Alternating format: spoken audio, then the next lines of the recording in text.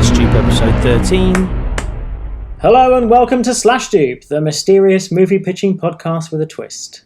Each member of today's podcast has been given the same movie or TV title, some time to prepare, and has come to the table to pitch their own unique take on that title. We'll be hearing 2 pitches before the break and 1 afterwards. After the break, we'll be hearing a special pitch from the Dupe. The Dupe is the one person at the table who has not been given the title in advance and will have to improvise their idea at the end of the show following everybody else's. I'm here with Dan, Ryan and Christine for our first episode back after the new year and after Christmas, and the first episode after our latest Adjudicator episode. How was everybody's Christmases and New Year's? Considering that we're great one, recording this in December. Wait. Oh, wait. When are we recording this? November. This Jesus. is being... Considering that we're recording this at the tail end of November. It's been a great Christmas, full of lots of fun and seeing as many family as I was allowed to during whatever rules I was allowed to see them. Yes, exactly. And every present I sent turned up on time, and every recipient loved that present and sent me a great big message of joy. Yes. And every present I sent had a small bottle of sanitizer on top of it so that you could use that before you open the present to just minimise anything that went wrong. That's a genuinely great idea, and if I don't get that for Christmas, I'll be To be honest, guys, thank you in advance for the amazing PS5 that I got for Christmas. Because I can't believe it that you got me a PS5 as well. It's like we should have just kept them. I don't know why we just got each other PS5s. Which I guess you're just generous, aren't you, Dan? I am exactly like that. Yeah. Look, we're getting 1 PS4 for his birthday, and suddenly he thinks we're making money. I still can't get over that, by the way. It still makes me tear up a little bit. We basically just wanted you to play with us online, and that was the cost. We absorbed the cost. Yeah, because you were never going to do it. And you had an Xbox, didn't you? You had an Xbox. I did. And you're like, that's not good enough. I'm living my 16-year-old's dream. I've got a Nintendo Switch, an Xbox, and a PS4, and a PC that I play games on. And now I'm a dad and have no time to play. Yeah, it's a classic. That's the hassle. So what are we expecting? What are we expecting to get for Christmas? What are we after? I mean, I know that everybody listening to this will be listening to it in ALUB. It's going to be released in the new year. Well, everyone around this table would have all got the same loving, laboured over present from me. And so I'd like you all to say thank you for that right now. Thank you very much. Oh, thanks for that present. Hand delivered to each one of your houses as well. That's slightly creepy. Just for, because I don't know if you know where Christine lives. You've worked out your map. Yeah, I've got a full map. I've got it planned, every single person, when I'm taking breaks, where I'm driving, everything. Oh, is this actually a thing? Is this actually true? Yeah. Oh. Like a Hermes driver. He's worked it all out. I'm going to spend 19... Okay. I'm going to spend 19... No, not 19. I'm going to spend 11 and a half hours driving, split over 2 days. Right. Bloody Nora. That's somebody's job. We'll edit in the piece where we're like an obituary for Ryan where he's fallen asleep. Yeah.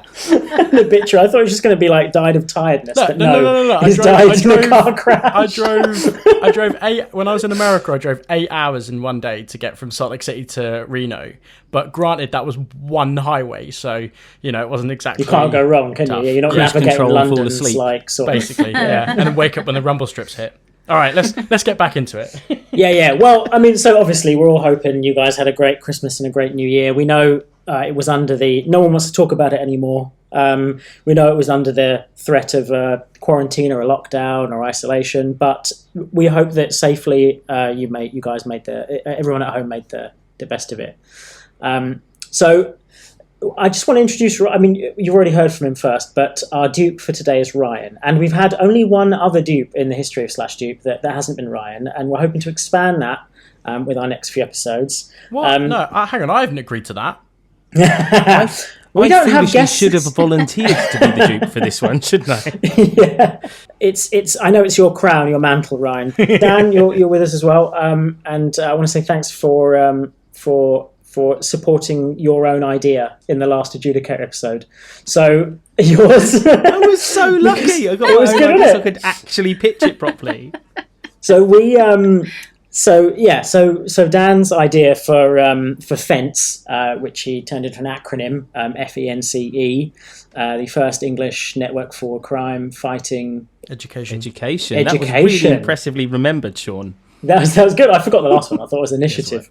Yeah, so I'm really proud of you, Dan. It was a really fantastic idea, and people at home would have probably seen your acceptance video by now, so it'll be fairly sort of common knowledge that you've won. But I think the how and the why is the most important part. It's the most interesting part to me, and the reason why we get a different adjudicator on each time, and from a slightly different discipline within film, is hopefully that you guys at home, you can learn a little bit more about the process and some different angles or aspects of what maybe goes into the decision making of the behind the scenes of film and TV productions. So we had the Pearsons on. They're good friends of yours, Dan, and I'm sure that didn't have anything to do with why they picked your idea. I'm sure it didn't, or the 50 quid I sent them. That's fine. And they it's a Christmas present. It's a Christmas present. Yeah, it was a write-off. It was a Christmas present. Rosie and James Pearson of Pearson Casting, fantastic, and really and they're loveliest people in real life. But we asked them to be really strict with their decisions and because it's really hard to divine those 6 ideas into one. So they really worked their arse off to do that, and we felt their energy, and that was really good. I was really happy to have them on. And they sort of, and coming from a casting perspective, they brought a different approach to each of the ideas. So commiserations to all the other guests whose ideas were not selected. But also, I won. So. Because it never happens. It never happens. This is why it doesn't happen, because I'm such a sore winner. An awful winner. Well, you deserved it. It's 2021. We're into the second half of season 1 of Slash Dupe. Episode 13. Unlucky for some. Let's see how we can do at this. And then, we've only got another 6 to the next adjudicator. So, Dan, start sending out the invites now, seeing as the last 2 people have been from your network. And maybe you'll win this one as well. Maybe you'll win again. We can trawl up from that. Well, so that leads me deftly to introduce Christine, our guest today. Christine, you are the first guest we have back in 2021. You're the first guest that we have back after our adjudicator episode. How are you feeling about setting the standard for this quarter of the season? I feel like the bar's been set high. I'm looking at my ideas going, what? There's no crime fighting team in this. I'm never going to win. No, I'm really excited. 2021. Oh my god, I know this is a pre-record, so we're talking about 2021 from the end of November, and I'm like, oh my god, the idea of me being in 2021 is just lovely. And even being in 2021, but just the desire to skip deftly into 2021, you mean start afresh, as it were. Hell yeah, leave 2020 behind. And if I can do that with a bunch of friends around a table talking about movie pictures and ideas, that's all cool. Let's do it. So will that factor into your idea, you reckon? This need to skip time, the difficult parts of life. How will that factor into your idea today? Don't tell us what it is or tell us the title yet. But do you think that your current mood, feeling about 2020, will that feed in to your idea, Christine? I think so. There's definitely a bit of. Well, no, I don't want to say anything to read it, but I'll say yes. Okay, be my answer. All right. Well, I'm looking forward to it, and I think we've decided to go for you first, haven't we? So it won't be right now, but I think it's going to be you, and then we'll listen to Dan's idea, and then and then the Dupe will kick in, and then I will give a little bit of an idea of why I came up with the title for this episode. Lovely. So, Sean, what is a slash dupe? Well, I'm glad you asked, Christine. A slash dupe is a rough, early version of a film used in post-production. It's an unfinished foundation of what a finished film can become. And together on the Slash Dupe podcast, we hope to bring you at least that. I'm Sean, your peerless moderator, and at the end of the episode, I shall be selecting a winning idea to go through to the next heat. So, today's title, the first title of this new part of the season, I can reveal to everyone, including the Dupe, is Standstill. That is Standstill. And we're going to begin with you, Christine. You've got an idea for Standstill, haven't you? I do, yeah, and I've taken a slight liberty in that I've separated out the word. Is that all right? So it's stand and then Of course it is. Yeah, that's very exciting.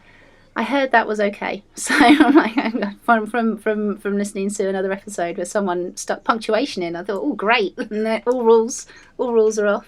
That's okay. So my idea is, if it was the movie pitch, if I was trying to get some movie executive who was in an elevator to be a bit more interested, I'd just say to them, okay, so imagine if you just went home one day and someone who lived in your household was just stood still in the corner.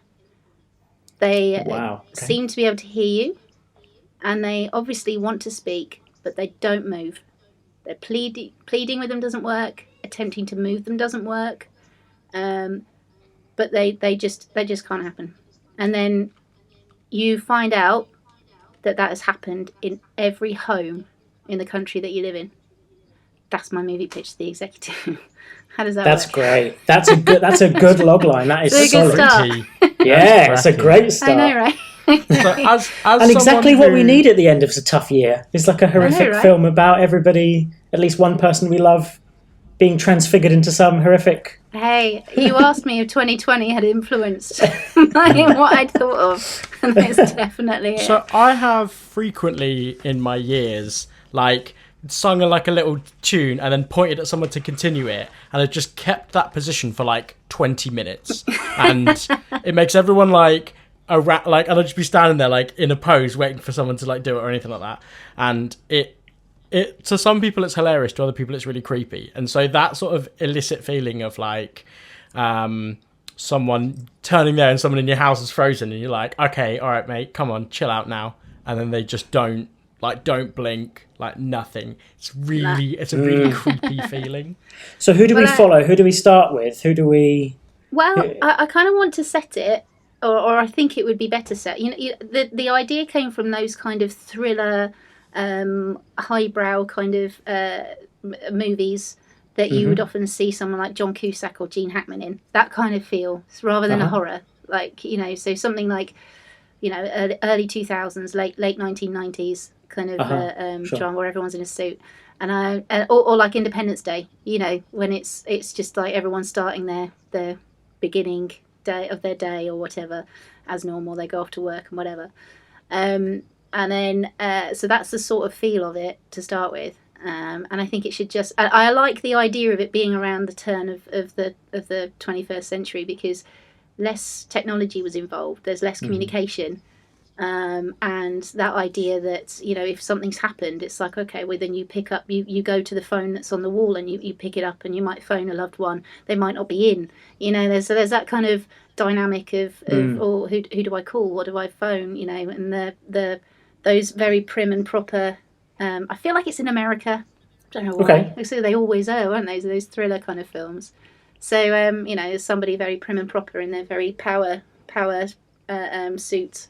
Newscaster, just kind of, talking about how in every state they're having this problem, kind of going through the motions of that, and you slowly find out that you've got lots of people watching television screens in TV shops on the street, just going, oh, what's going on, and you find out that it's in other countries around the world as well, and that kind of growing sense of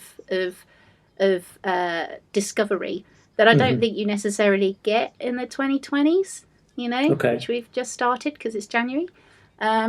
So where you can look up your phone and go, what's going on, and you get news alerts all the time, and it ping text messages and stuff. And I think that would, I like the slow boil idea of it.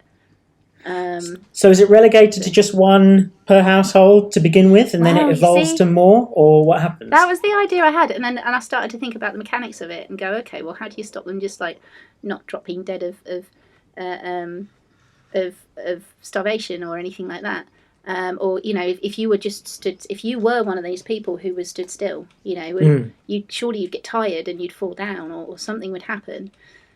So I was thinking, okay, well, maybe that the people who live with them might be able to guide them, but if the person doesn't physically move anything themselves, maybe they can be picked up and carried.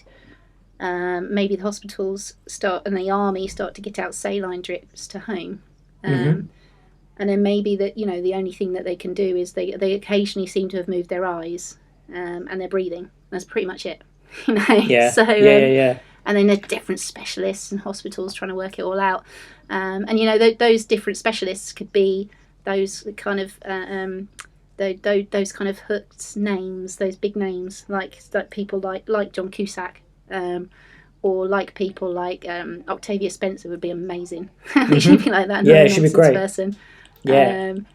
And then I feel like if it could develop as well. So maybe they're trying to work out. Maybe there's one person who's a doctor who's in the middle of nowhere who has a patient who is possibly in a wheelchair with maybe like eye movement speech recognition thing. Okay. And she seems to be. I feel like there's a clue that comes in where that she's got this speech recognition that she only moves. Everyone can only move their eyes every now and again, and so she moves to one letter at a time, seemingly at random, and starts to spell out a sentence, but really slowly. And I thought it could be something really cryptic, like that says, "He says no," and you're like, what does that mean? Trying to work it out. And then maybe they get to the point where someone in a household who that someone's been to, they die for some reason, maybe they got a heart attack or something like that, and then another person in the house suddenly starts to act the same way. So everyone's like, what's going on? And they start thinking maybe it's some kind of disease, maybe it's something like that. But I feel like in the way that Independence Day kind of goes into it's aliens kind of idea, that maybe there's this kind of, I got the idea from, have you ever watched Jeepers Creepers? Yeah. Creepers? Yeah. What a classic. Like that film is independently a really good film. For the first half, I was crapping myself in the cinema, just going, "There's this car, and it won't leave these people alone on the high street, and on this road in the middle of nowhere." And I was really, really scared until I found out what it was. And then you got this, not spoiler alert. We're allowed to, it's this monster who's decided he's going to take people's arms, and he wants this boy's eyes. I feel like in that way, there's this kind of spirit or something, and it's some kind of invasion where they've picked someone in the household, and they are whispering in their ear not to move, and telling them about what will happen if they move,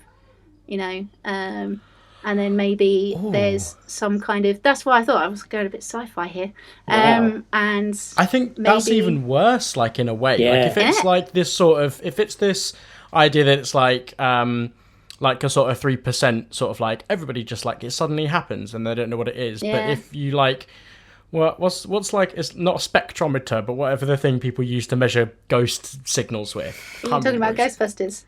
No, but like it's not just but like someone, someone thinks, it's like an amateur ghost hunter is like, I'm going to bust out the spectrometer, maybe it's some sort of ghost, and then they find out it is, and it is like, I don't know, somehow they managed to see it, and it's this horrible thing that is whispering in their ear like constantly. So are the people, so we're on that, are the people intentionally not moving because they're being told what would happen if they did move? That's the good twist. That's interesting. And there's got to be the odd person who tries, and then I don't know, something horrible happens. I'm not a horror fan, so you take your imagination and you run with it.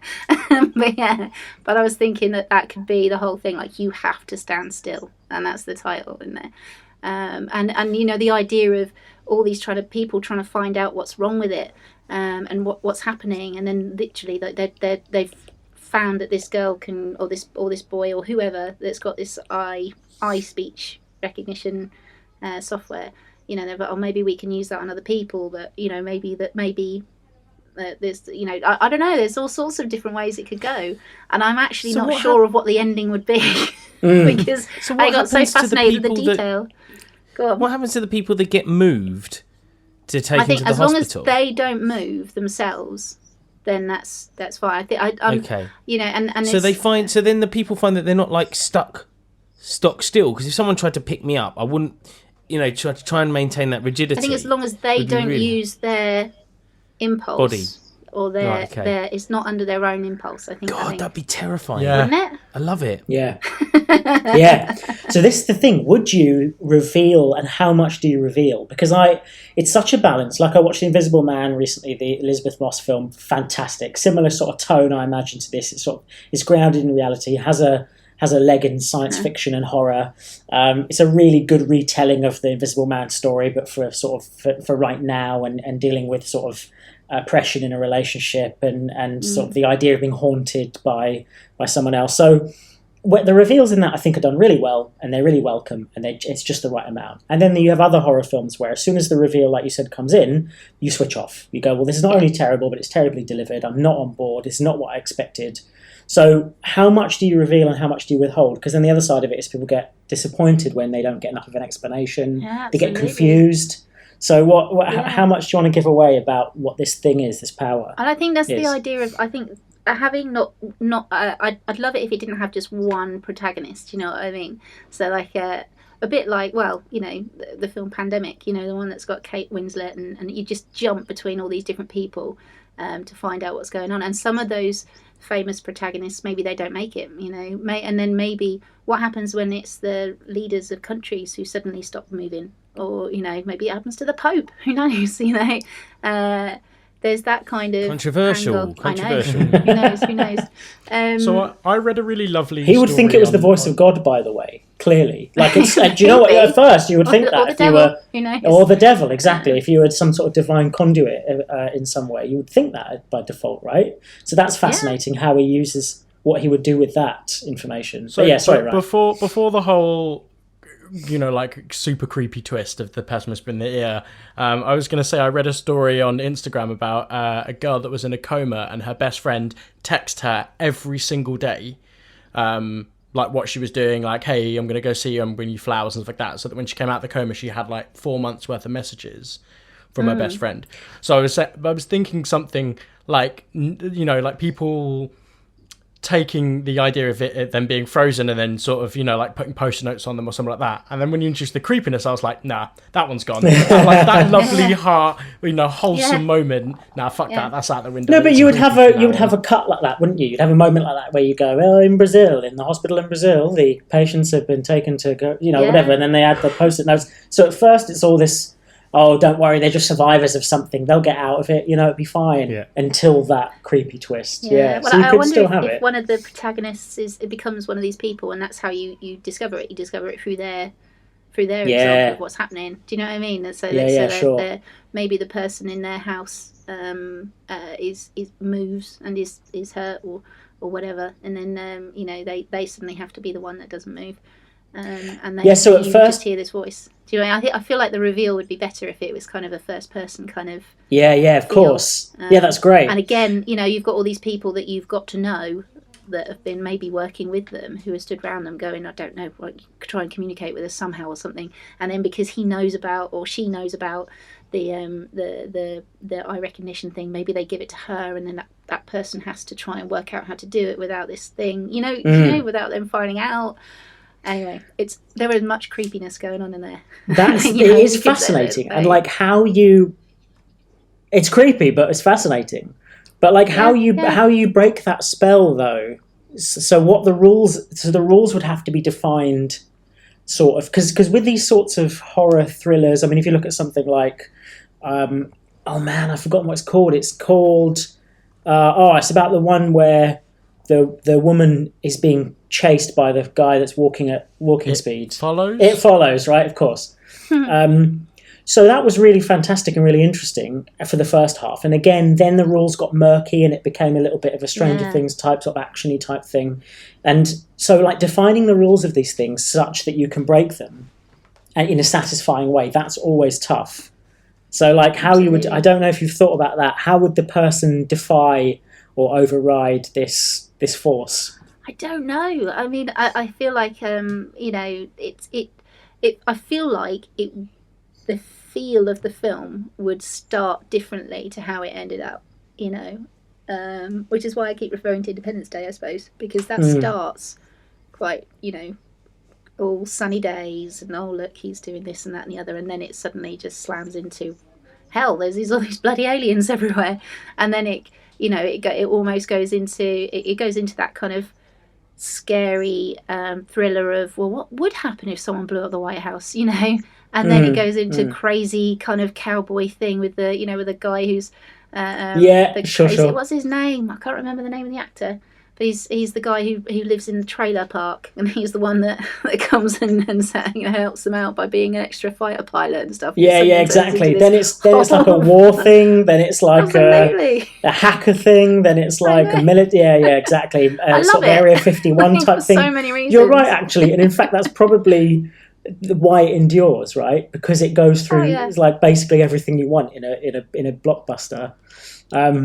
So do you see this being like a big studio sort of horror thriller type sort of film, or do you feel like it's a little indie film like It Follows, or do you actually feel like, no, this is a blockbuster thing and it's going to be globe-trotting and it's going to be... I think it has to be blockbuster, and I feel like it has to be done a bit has to start serious and then start creeping in the tongue-in-cheek a little bit here and there. And I think, when you're able to watch this, because in real life people make jokes all the time, and people make comments, and suddenly things to try and lighten the tone and stuff like that. I think if that's thrown in there, that would be great fun. But I feel like it should start off a bit mundane, bit like, oh, what's this going to be? Is this kind of some kind of newspaper thriller or something like that? And then it turns into, what's happening? Is this like pandemic? What's going on here? And then if it could turn into Independence Day, I'd be like happy as Larry.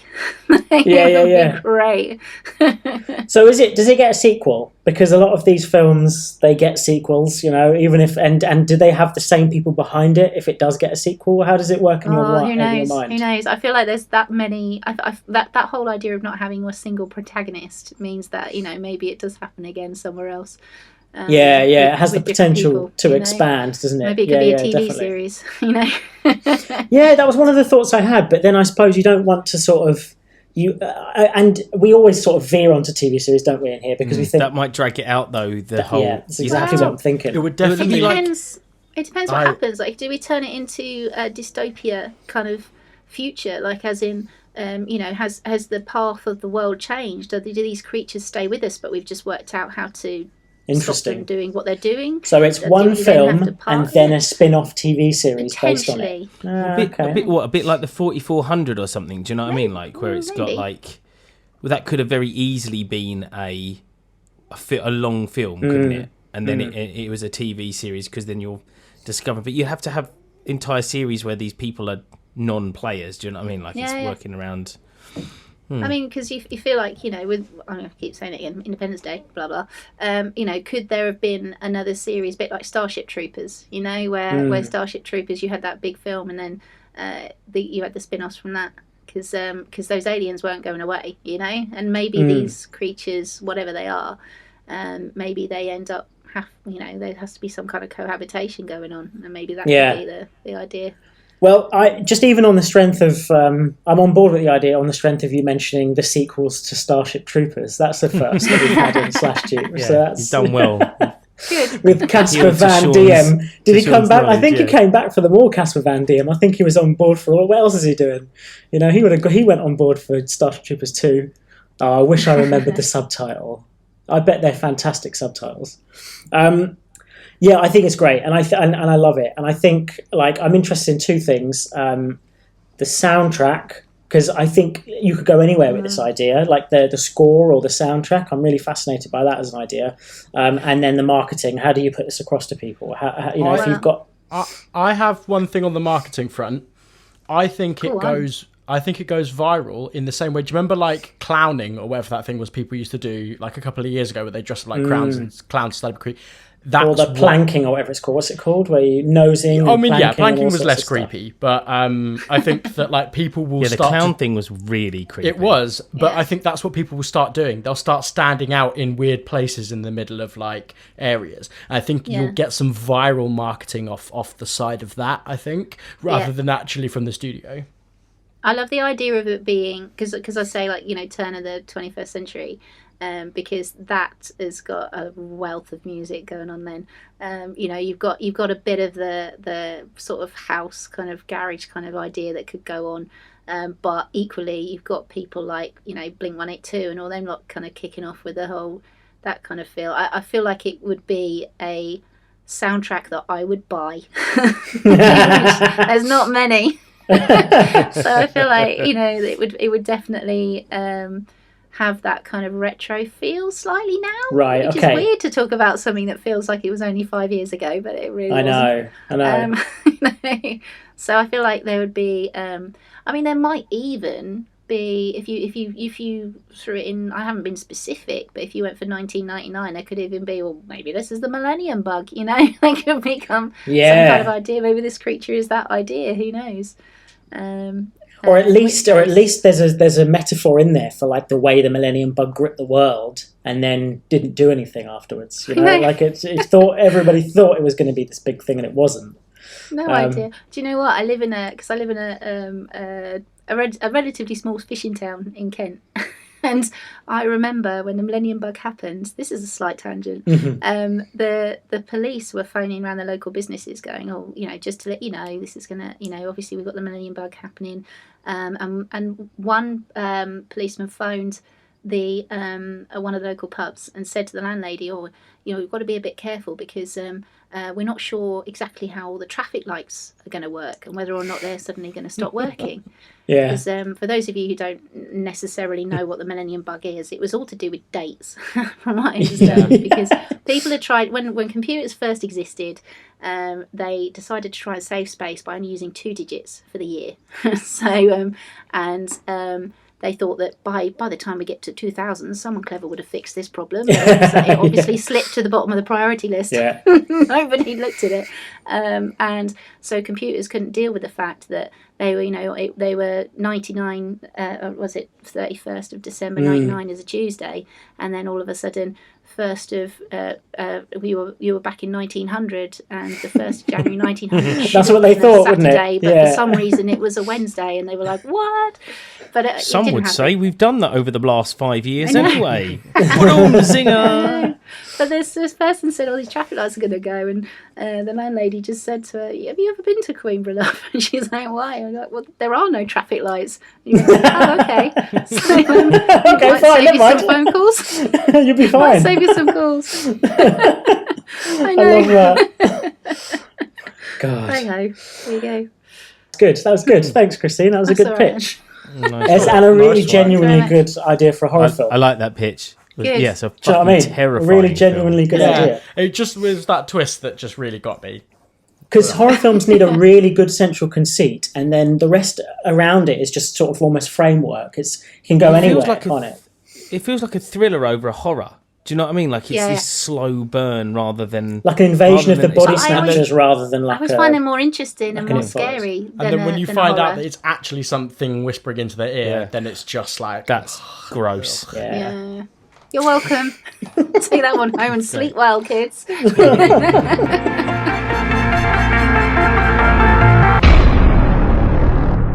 So thanks for that, Christina. An insight into not just your creative mind, but also your current mindset, closing out 2020 and living with family during this period of time. So I don't know if it's like a desire or a wish that you're getting out in. I think it came from somewhere deep within. I think so. Which we always like in Slash anymore. I think it's bubbling to the surface. Yeah, the lid is coming off. Yeah, definitely. I think we're all there. Dan, can you match Christine's pitch for Standstill? Absolutely not. Absolutely not. Because I'm still thinking about it. Actually, I thought maybe when it got to my pitch, I could just stop and freeze really still. To have a little whisper sound go on, but I'm not going to be able to get out of it that easily. It's very interesting that you mentioned a Cusack in your one, because mine stars Joan Cusack. Whole family. Yes. Amazing. Yeah, get them all employed. They haven't had much work, really, have they, over their lifetimes? So probably do with it. So Standstill it seems to lead itself to horror, doesn't it? This is a full slasher horror movie. Directed by Wes Craven, so it's before the man passed. It is set in a gridlock traffic jam. And it's basically, it follows Joan Cusack running from car to car. So she starts in her car, and then the sort of fog and mist coming up around the cars. So the light really only serves to make things less visible. You know what it's like when you're in horrible fog and you put your lights on, it just makes it worse. And so she gets out her car to see what's happening, and the camera pans away to show this full sort of gridlock misty thing, and then you just hear the scream of someone, and like blood up on the rear view, the rear screen of a car, and Joan Cusack runs in screaming and sits in this car with this single man, and she's like, oh my god, I think I just saw someone get murdered out there. I just get out my car to see if see what was going on, and I heard something behind me and I ran, and then she's in the car, and she has a chat with this guy, and she finds out about his life, and she's talking to him, and then he says, well, I should probably go and see what's going on, and he gets out, and the camera follows him walking through, just seeing some cars, just not seeing some cars, and then the next thing we see is Joan Cusack running into another bigger car, screaming as his, and then you just hear a body drop outside. She's like, oh my god, I think the guy just got murdered. And so this goes on, and it's kind of like we hear bumps, we hear smacks in the car, and everyone's oh god, and then random radios come on, and basically it follows her running away from whatever's killing people as she goes from car to car or trucker cabin or whatever. We never quite know what's happening, but every time she gets in a car, we follow that person leaving to go and check what's going on, and then we see them getting murdered up against the door, and then Joan Cusack runs into the next car. That's the premise of the whole piece, and it is proper jump scare, sort of gross blood, Wes Craven blood on a window, but they never enter the car. Whatever's killing people never enters the car. And we got that kind of Stephen King feel that maybe it's not actually a person, that maybe it's the mist itself. Do you know what I mean? Or maybe it's a car like Christine. See what I did there? I knew you were coming on. I appreciate it. And as time goes by, the headlights you get headlights dipping out, or people's cars cutting out. A different reason for that person to get out of the car. And then the next thing we see is Joan Cusack jumping in another car going, oh my god, I think the person I was with has just been killed. And then, of course, the plot twist is, as we find out at the very end, that Joan Cusack is in fact the murderer.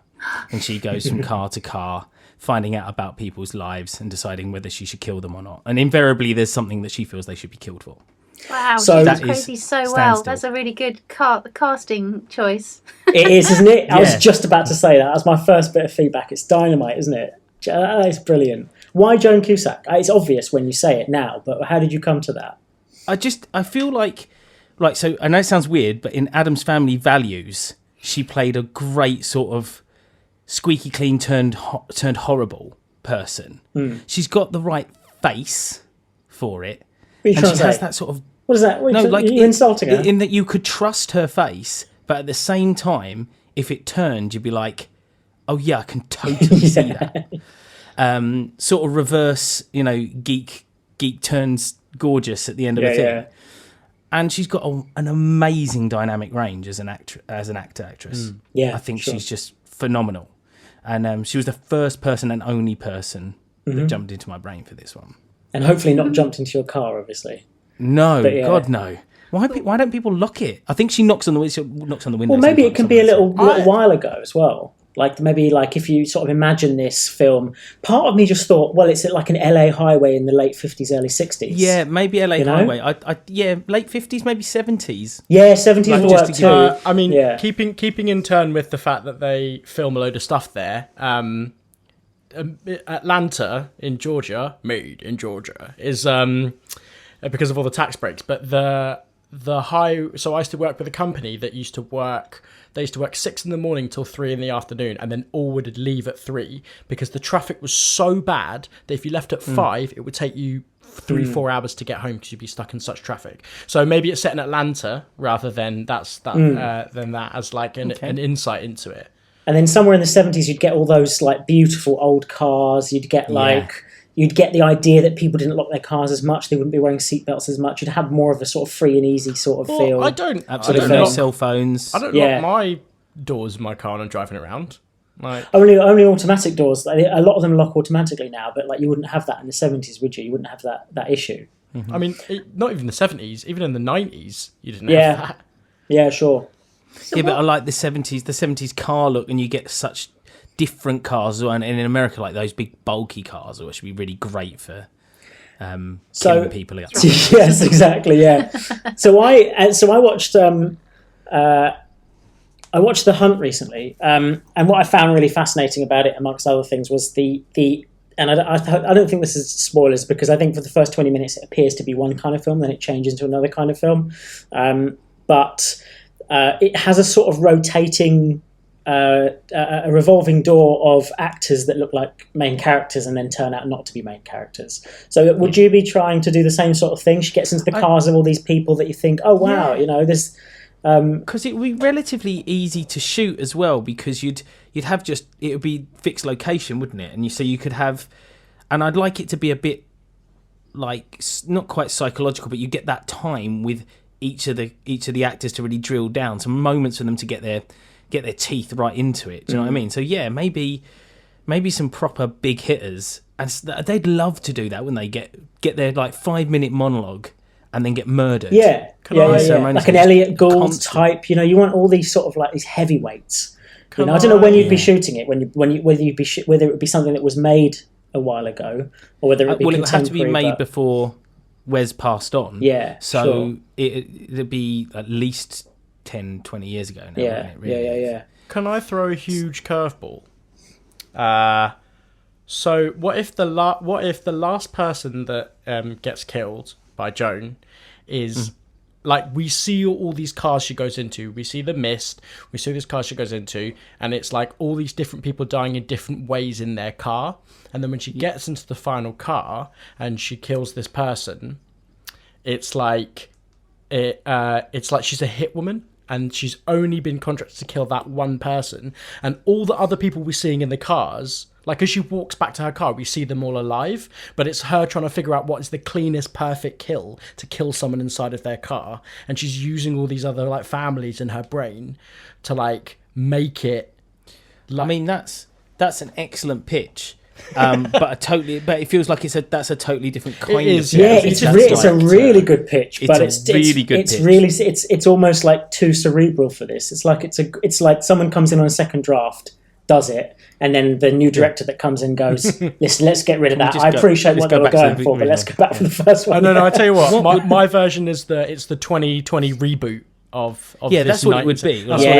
Yeah, with the original ending or whatever, script ending, lost script Sean ending. talked about the Invisible Man earlier. It's like that, isn't it? This is the new version of it that gets. Well, I really like the last person that she meets in the car to be John Cusack. And you can't have him. I've got him. Well, he's having a great year. And it just came on me. I just thought that would be because that would be a nodding no. Wes likes to do that kind of thing, doesn't he? Like a real nod to those kind of things. So it'd be really cool if not. Obviously, he's not her brother in the film, but that might be quite a nice. Because their bickery kind of dynamic that they have in a lot of films. Yeah. Would that not kind of show accomplice? Do you know what I mean? Well, maybe they don't have that. So that's where he's twisted in his head. So we don't use that bickery thing they have, and they're like dead lace, dead straight, and he's like a police officer or something, and that's why he ends up.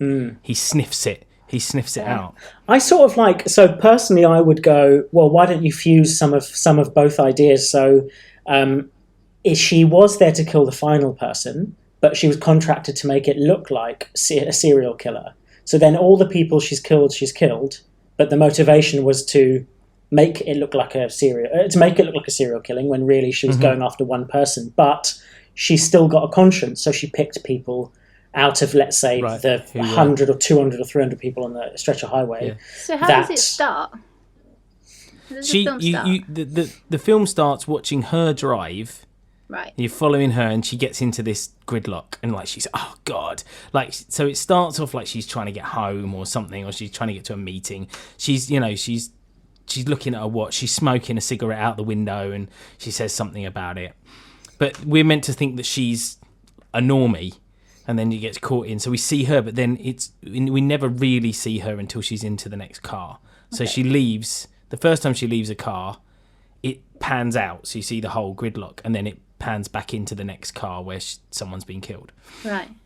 I was just thinking, if she's an assassin, does that take away from the lot of the horror stuff is that there is these people are sort of psychopath, sociopathic, where they don't have a rhyme or reason. That's what makes them super scary, is that anyone goes at any time for whatever reason. And I'm wondering whether if they are an assassin, that becomes like a different... Roll away from the assassin idea. This is the reboot. We'll talk about this in 20 years when we're still doing this podcast. When Ryan does his next pitch for the next one. Yeah. Yeah, exactly. Okay, Dan, if it's a hill to die on, she can be a serial killer. We'll let Wes Craven have this one then. Please let Joan Cusack be a serial killer, please. But you have so much scope for, like, you know, she can kill them in so many inventive and interesting ways on a highway. I mean, you've got such a vast way of, you know, manipulating the signs on the side of the road, manipulating the traffic itself.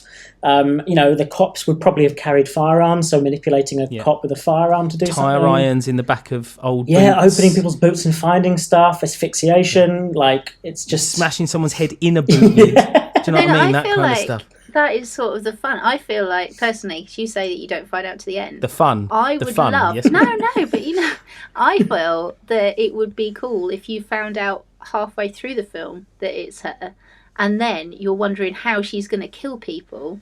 And then you can see this inventiveness. And then when she gets in the car with John Cusack, you're like, dude, you're going to die. and then he can... and then he does it. Kind of got that kind of... That's nice. I like that. I like that flick change around the middle.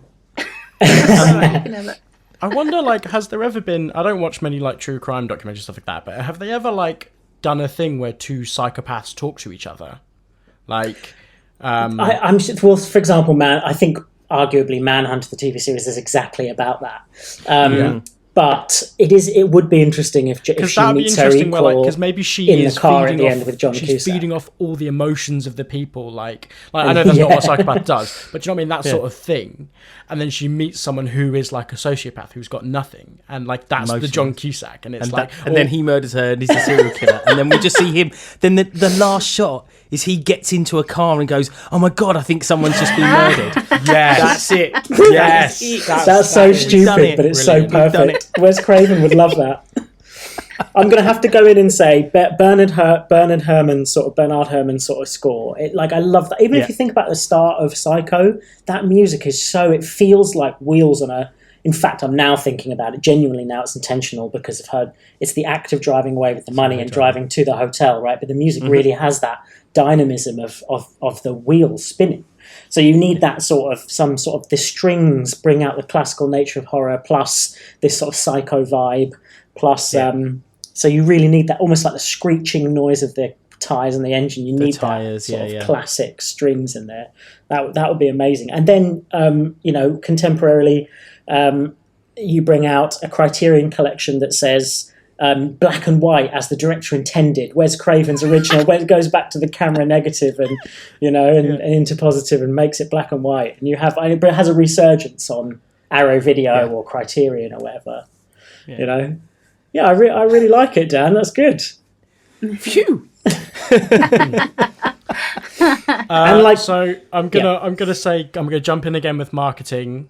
Yes. It is like, do they risk like viral marketing by putting like signs up on highways, or like the road signs that are there? Do they like maybe have a day where they like flash certain words or like that? I'm not sure you can use governmental road signs, but I do like the idea of, but especially in America, the big billboards, that would look brilliant. Oh, they're everywhere. And like deliberately, some of them broken, do you know what I mean? Where something's been ripped, or, where someone's been murdered, or just big blood splats right across the... Maybe that's it. For like a week or something, there's loads of billboards that are just white and like massive blood stains down the front of it.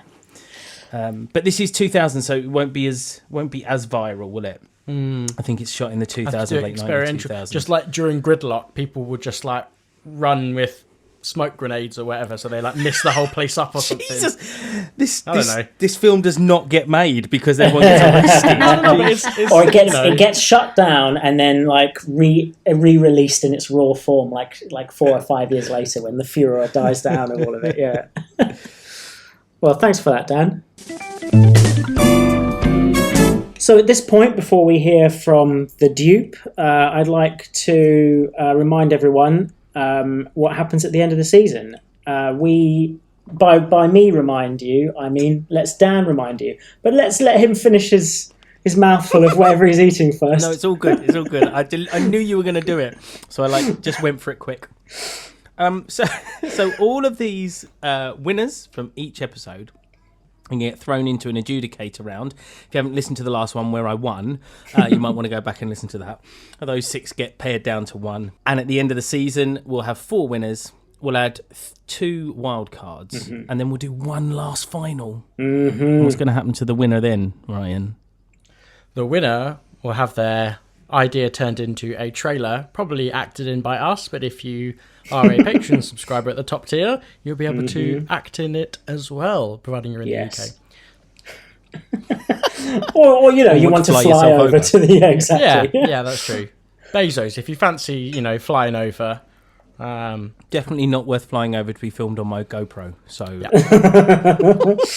So as we like to say, every winner is really a loser because it's much better in the imagination. These ideas, when you see it immortalized as a trailer on YouTube or Vimeo forever, I think the light would just the sparkle, the shine would just rub off of it a little bit. We're looking for. If you at home, if you're listening and you think an idea should have won, it should have gone through. If you listen to our last 2 Adjudicator episodes, you'll know which of the 2 ideas are going to go through. If you have any discrepancies, if you decide that you were wronged or someone was wronged in any way, get onto us on our social media because the idea with the highest votes that didn't go through will be added in as a wild card at the end of the season, and we'll name and shame you for being the person to have brought that back to our attention. Yeah, to be responsible for it. Also, we had some early additions from Rowan, which actually got him on the series. Yeah. But Taj recently has been prolific on our /Dupe Facebook, and that has added another one for potluck. As the time recording. So, keep adding like Taj does. You never know, one of them might make it into the final. Yeah, so we have been toying with that, haven't we? That an idea selected, because we know Rowan gave us one, didn't he? For was it for potluck as well? No, it was for... Bob disposal. Yeah, so he did it during his episode. Yeah, so he gave us one for Bob disposal, which we were able to discuss. So there is the scope for your ideas to be added into the mix as well for the wild card. So really anything can happen. Mostly because we haven't decided what we want to do, but that means that anything can happen still, doesn't it? That's anything goes. So Ryan, I'd like to hear your idea for Standstill, please. Thank you very much. So in this time, I have not gone creepy horror movie. I just want you guys to know I'm not joining the ranks. I written down a couple of ideas. Obviously, I had cars in huge traffic jam. I had the internet phrase "standing somebody" at the minute. I was thinking about playing with that. But I've gone for something a bit different. I've gone for something that is it's a mumblecore film at its heart, but with like a big budget like Walter Mitty. And plays off of the idea of, I told the idea of like The Notebook and Driver parallel lines. And what I mean by that is that it has elements of it that are set in the past, and then we have a modern day story. So 2 storylines going at once. And the way they would be connected is through a diary. So it would be STANDSTILL about, but like the... You love that, don't you? You love that sort of stuff. But it's that's probably the worst one so far. And so it's about a guy. It's about a family moved to a farm. It'll obviously be set in the USA, in the middle of somewhere country, and they moved to a big farm. And it's about like a family that have moved there. Their daughter has she's finished college. She's come home. She doesn't know what she wants to be doing with her life. And she walks around the farm and she's looking through like the old barn, and she finds this box and cracks it open, and there's a diary in there. There's Stan's diary. And as she starts to read it, we come to the story of STANDSTILL, like D apostrophe still, who would have come from a Dutch family and moved over to the US back years ago, and then he's sort of coming of age during Prohibition, and he starts to make moonshine in his family farm. He starts to sort of in the still, and but it like the diary talks about like how he came over here, you know, how about his life, about the way it works, and it sort of starts to give this girl in the 21st century some purpose, and you know, about how eventually in there it gets to Stan's moonshine recipe. And so she's like, oh, screw it, you know, like it's popular to make like small batch gin and stuff like that nowadays, and like, you know, because it's private property, I'm not selling it and all this stuff, like, you know, she starts giving it a go. So she starts reading, and it's learning about how you know, he got the old equipment, and so obviously she can do it much easier in the 21st century. And then, you know, he would go and find like this berry or this something, and she now has to like, and it may be written in Dutch or in a different language, or in old, sort of an olden phrase for it. So she's having to go around, and I think like a couple of the key things would be like, he used to pick these river mushrooms or like lake mushrooms, and she goes there now and it's all dried up, so she has to like try and speak to someone to try and find like how that strain was preserved or what is a similar mushroom to it. So she's like going on this whole journey with this book, trying to make this moonshine. And then in the sort of, you know, back in the Prohibition times, it finds out that like I was reading up on it quickly, they used to do things like put cow shoes on the bottom of their shoes and walk around at night to make it look like it was cows and not footprints. And stuff like. School. So it's like, you know, she's starting to do like, she goes to the local wouldn't be called a farrier, would it? I don't know what a person like the black, I guess if there's still a, you know, people love blacksmithing nowadays, don't they? And she like gets some old school like horseshoes or cow shoes to like find out how it all worked. And I like this idea that the dad sort of cottons on. And this is inspired by like a true story with my boss, is that she's been getting advice from this guy who sold a consultancy, and with the money from it, he makes his own tequila and sells his own tequila, because that's what he's always loved, mostly because working in the city drives you to drinking a lot. But he's like sort of followed his passion by doing that, and that's one of his passion projects on a thingy. So I think maybe that's the idea that the family have come from. That's why they've got this big house. That's why they don't particularly have to worry about her like working. It's because they're sort of one of these things. And the dad's like, well, yeah, let's try and recreate this guy's moonshine. Obviously, let's not make it to about let's not make it like it's actual moonshine. Let's, you know, actually let's take down some of the alcohol content. Let's actually make it so we could potentially produce this like small batch gin, sell it in farmers markets and that sort of stuff. Like, what's the correct legal proceedings, everything like that. And so they're going on, they're doing this, and I think that would be like, you know, it's like giving this person purpose. And as she gets towards the end of the diary, she realizes that Stan had a partner, and so then she starts to go on this adventure to try and find out like what the ancestry of all of this is. Like, he settled in this place and met this woman, and then so she goes and like tries to find that family tree and whatever happens. And I think it would just be interesting that she sort of eventually will try and get some, you know, people from all the family, or as many sort of surviving family members as possible, and bring them a bottle of the gin and share the diary with them and tell them the story about like how it all came to be, and, you know, the story of Stan, and how this might be like a piece of their history that they've lost. And then, yeah, and I haven't really come up with an ending, because it's all like, there's so many ways it could end and it's so lovely, but I think maybe it would just end on her going on like Dragon's Den, selling it with the story or something like that. So I'm fascinated by, I really like that, and I'm fascinated by the idea of particularly the time we're living in, it's interesting to know the difference between a coping mechanism and something that you require in order to unwind, right, and switch off, which is necessary, and sometimes they can blend into each other and bleed into each other. So I personally can get a hold of this as a drama if something happens to her at the start that we don't see or don't know, but that pervades her life. There is something in her that is a hole that needs to be filled. I don't see it going in that direction at all. I don't think so. Let me just finish what I'm trying to say. So this is the thing. She finds the diary, and within the pages of the diary, she finds purpose. That's what I'm getting at. Now, it can change what happens to her ahead of this event. It could be a divorce. It could be anything, really.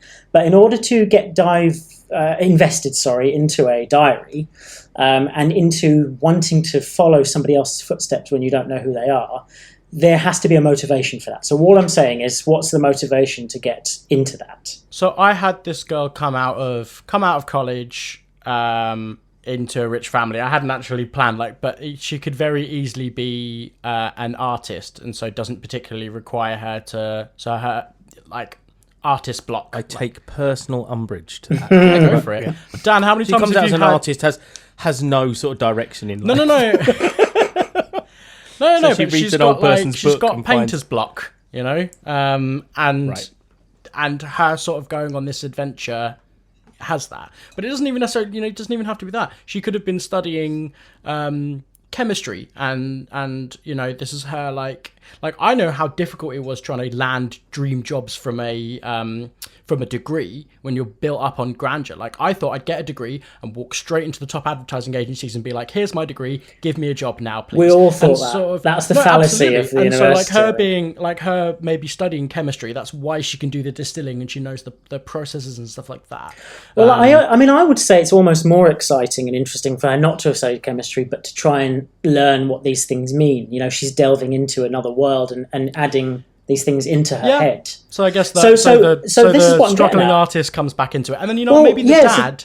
Maybe it's the like dad that has, or even the mum has knowledge of that, and then she's like, exactly. This is how she can connect to her parents or the people she just returned to. So that's the trauma in itself. I mean, this is what I'm saying. So I actually think we align on this, you see. The trauma of having a degree and then coming out of into the world expecting something more than you are given, expecting that your position is going to be different to what it actually ends up being, and to find your place in the world can make you quite insular, and it can make you seek these things to fill the time. So actually building stills, getting the equipment, making gin, it's all a process that you have to be able to see her working through something. I feel like, have you ever watched, I cannot remember the name of the film, but there's a Brenda Blethyn film where she loses, her husband dies, leaves her with loads of debt, and she ends up growing cannabis in her... There's the TV series Weeds, which is... Nah, it's not that one, though. There was a film. It was a Brit flick. British film, and Brenda Blethyn was in it, and I wish I could remember what it was called. But there was that whole idea of her knowing what her life was going to be, and then it all going tits up, and then she starts to grow a lot of weed. And let me see if I can find the film. Saving Grace, that's what it's called. So she's newly widowed, and she's faced with financial ruin, and it's all set in Cornwall, so they've got these lovely Cornish accents as well. So I have a problem with heroes must be forged in tragedy. I actually disagree with that. I don't think it needs to be, she has no purpose, she does like this, that, and the other. It doesn't have to be a drama that causes her to want to do something. As I said, it doesn't have to necessarily carry an overlying message of you found purpose with your family because you decided to make alcohol and follow someone's journey. I don't think it necessarily needs that. That's not the angle that I foresee in it or wanted. So is there a movie that doesn't do that? Is there a movie in the history of, and I'm not talking about completely bizarre like Enter the Void, I'm sure even that has a purpose. Or is there any film that in the world that doesn't do that? dramatic like film. almost definitely, but like not off the top of my head. Exactly. So in order to be very, very different, you need to have a reason even to do that. Yeah, the difference is it isn't this whole like, you know, the tragic starts with tragedy. It's like it's just someone trying to follow something. Like it's like I hardly doubt people will be watching this, going on the journey, and then going, yeah, it would have been better if she had some tragedy at the beginning, though. Like So what's the draw for an audience member to follow her journey? What is it about the djinn? So is the djinn, what is the draw for wanting to continue with her on her journey? You know the way that the trailers for Gatsby were very, like showed the sort of roaring 20s in that sort of very vibrant, colourful way. I think that's the sort of thing, that's where the parts of the Prohibition lifestyle look like. The fact that Stan's gin was so good that the gangsters wanted it. He got invited to party. It was like one of the ones that everybody was buying in the area. So you show that side of celebrity, and that's the sort of like flashiness. And because it's not only about this girl, even though she's the one that we see in the 21st century, it is as much about his story. Like Big Fish does this really well. Like majority of Big Fish is Ewan McGregor being Ewan McGregor rather than Billy Crudup. Which if we were at the table, I would say is incredibly centered around tragedy, you know, but that's what galvanizes you through the story. But I'm not talking about the semantics of the story. I'm talking about that, like the way it's advertised. Even though we are a 21st century, Billy Crudup is the 21st century, and obviously it has all of that beautiful moment at the end. It was all marketed with Ewan McGregor and his past life and stuff like that. So I think it has this equal measure of. So do we see his past life? Absolutely. Like, and it's in between like parts of her reading the diary, and then it goes to, you know, she starts reading it, and it's talking about Stan in the same farm, walking up and down in the cow shoes to like hide his tracks and everything like that. I see. I thought that's what she was doing. It cuts to her like then at, you know, with all this copper still equipment, and then going like, or, you know, like, and as I said with like the mushroom thing, it would be like, oh, you know, like in the diary, it would be like the thing that flavored my moonshine the most was I used to get these wood chip mushrooms from this lake, and you see him at the lake and it's really beautiful, and then it cuts to her and it's completely dried up and there's no mushrooms there. Like, she's going in a hiking again, she's like, shit, where am I gonna, like, I have to try and figure this out. So okay, I get where you're coming from now. So you have him feature and he's quite prominently in the story, and you see him going through the motions in his time prominently through the story. Is it a bit like, have you ever watched Julie and Julia? No. Sorry, it's a chick flick again. I don't know if you're leaning towards a chick flick, but anyway, but it's basically you've got two characters. One is Julia Childs, very famous American cook, and then you've got this writer called Julie, and she decides, and it's sort of primarily following Julie, the writer. And she's got a really like boring job, so she decides she's going to do a blog, and every day she's going to cook. She's going to work through Julia Child's cookbook from front to back, and it's a big cookbook, and she's going to blog about it as she goes, and just to keep herself into it. But as she's going through the recipes, the story cuts back to Julia Child's, and you find about what was happening in her life when she wrote that book. So it's that kind of, is it like that kind of parallel? Great. Yeah, and so that's why I was sort of saying at the beginning with the Notebook and Driver parallel lines. You know, it has a lot of that stuff moving in tandem together, and sort of. I'm glad, because that's done it for me, because initially I just thought we were just, especially with Mumblecore, we're just doing naturalistic. Safety not guaranteed was what I was getting a vibe for. Yeah, and so that's why I said it's got the heart of Mumblecore but the budget of Walter Mitty. Like, that's sort of like the fact that, because I would argue Walter Mitty has that Mumblecore vibe. It's him by himself a lot in these beautiful vistas, in these sort of areas. Yeah, that's fair enough. And, you know, so I would argue it has that sort of heart to it. And I think that's where I wanted it. Maybe I didn't come at it at the right pitch, but yeah, it would be this mix between whoever Stan was making, you know, doing all the stuff originally in Prohibition times, and then her trying to replicate it and almost bring it like back to into the 21st century. Like, also, as well, people now love to, like, do things in a classic way. Like, you know, you'll have clothes that people prefer, vintage clothes that are hand stitched and, like, made by someone through, like, an old, like, you know, in Nan's house, she's got, like, an old dressmaking, like, template, you know, and instead of just being manufactured, and people people getting, like, honey from bees that, like, hand, I don't know, do you shuck honey, I guess? But, like, that sort of thing. Like, you gather honey, don't you? She sort of does that, you know, she gets the old style copper, the copper stills, and she tries to make it in the same way that he did, and so that's in what she's doing. You know, she's trying to create this. No, I like that. I even sort of like this idea of it being easy to get the equipment initially, but then because you think, oh, she can do this, so she's got all the modern equipment. I like that, but then actually foraging for the things that make it special are a bit more of a trial, and that's quite interesting. And then almost you can have, if you wanted to have a second or third act, where she thinks the gin's just not right, you know, what is it? And then in the story, there's something that comes out in his story that makes the gin. He comes to a revelation where the gin, you know, in his story gets just that joie de vivre, and then she gets to mimic really that. Good. Like, maybe he's got, like, she spends all of her time making it, and then, yeah, you're right, it doesn't taste it. And then as she reads more the diary, then it's like recipe 2.0, and there's something else in there, and then it's that's your sort of dramatic second to third act sort of thing, whatever that is. I like the idea that, like, maybe she does find out about the family at the end, and I think maybe she goes around and delivers the gin to the family members, or, like, in the family tree. I think I'm only saying this because I recently did one of those DNA test things, and it shows you all your family. But you're 100% that bitch, weren't you, when you checked it out? You were 100% that bitch, weren't you, when you checked it out? Yeah, exactly that. Just like Lizzo. You had your DNA test. Sean's been waiting on a audio platform to crack that joke for about 4 weeks. I'll be honest with you. I think it didn't go as well as I expected it to go. Yeah. So I expected it to be much better than that. I'm just being honest. And like, you put it in, like, 3 different group chats as well, and no one reacted to it. So. I know. I was quite upset.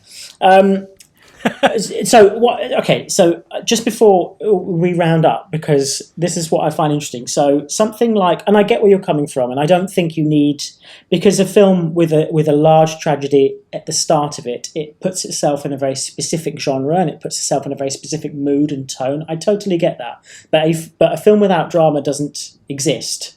I think that's fair to say, in some regard. So if you look at something like The Graduate, it takes you 2 or 3 viewings to realise that the entire film captures the entire feeling of someone who has graduated. It captures the ennui and listlessness that you get, this sort of lack of direction, the depression, but it captures it through the vision of an affair, and of relationships at different ages, and it sort of touches upon these things in order to tell that story in a very subtle way. Actually, I think I wondered after the 3rd time why it was called The Graduate, and it's for that reason. It's not called The Affair. You see what I mean? So sorry, Christine, you wanted to jump in. I was going to say that the drama doesn't. Although you're right, every film does have drama in it. Otherwise, it's not a story. You know, every story has to have some element of storytelling. You know, but the drama doesn't necessarily have to start at the beginning. It doesn't have to be the catalyst. What can be the drama can be the journey. So discovery. Yeah. So I think it's a great idea because, you know, like you say, you're trying to find all these elements, but there's no reason why the frustrations that you'll find that the modern day character has isn't because she's experiencing frustrations in her own, and finding a mission that you feel very passionately about can lead to drama and can lead to conflict within your own life. Because you've suddenly you're not as the easygoing, laid back person. You've got a purpose and a mission, and it depends how overboard you go with that passion. You know, and I think that's where it could you know, and the same for the person in the past. You know, for Stan, you know, it's the same thing. Like if he's decided he's going to go for this mission, and that's where the beauty of a parallel story works, because you know the issue that Stan may be having may be similar to the one that the modern day girl is having, and then they yo-yo between each other. Yeah, find sympathy. I really like that because I didn't think of it from the angle of, like the frustration that she can't get the recipe right is in itself a tragedy. Like, in a way, it's a small one, but it's like the thing, like she's undergone this thing, she's invested time and money and all that stuff. I think also then, because as you said, we can't have a happy story apparently. We need to have some drama in there. I think that like maybe the drama and happiness are not exclusive from Stan. Exclusive. The drama comes from Stan actually. Why he stopped, like the moonshine, the stills can blow up, the thing can get burnt down, he can get arrested for it. Like that can be what it is. I think the beautiful thing about comedy is it always has tragedy in it. And a beautiful thing about a tragedy is it always has elements of comedy in it. So you then never, although you see these two separate vehicles, unless it's something like, I don't know, the Emoji Movie or something, or American Pie, where it's all throwing a comedy at it, you've got to have the balance. So I think if you're going to go for this lovely striving image of something, achieved and something gained, there's no highs without lows, So I feel like the story would be, it doesn't have to be sad. It can be absolutely hilarious if you want it to be a comedy story, about some hick making moonshine. That's a great idea. There could be all sorts of elements in there. I don't think anyone's implying it has to be like tragedy with a big T. Nah. We kind of talk about it when we're working through scripts about obstacles that you just have to overcome. Yeah. So an obstacle is a nicer way of thinking of it because then it doesn't feel like it has to be. The distillery doesn't have to burn down, but it could be like she can't find the mushrooms. That's an obstacle, right? That's in itself a drive, something to overcome, or the next ingredient, or the fact that she turns the page and there's 2.0 and it's like a whole different vat that she has to use. Do you know what I mean? It doesn't have to be like she gets shot in the arm while she's trying to do gin, but she's just got something that. An obstacle which is a motivator for them to then do something new. And it doesn't have to be angst. It doesn't have to be, it doesn't have to be someone dying in their family. It could literally be like an obstacle, or it could be something they discover about themselves. It could be a good thing. Maybe they're in their deadbeat life before. They had friends that were Too takers. Many people are buying her gin now. Yeah, maybe. And she has to make more gin. Maybe.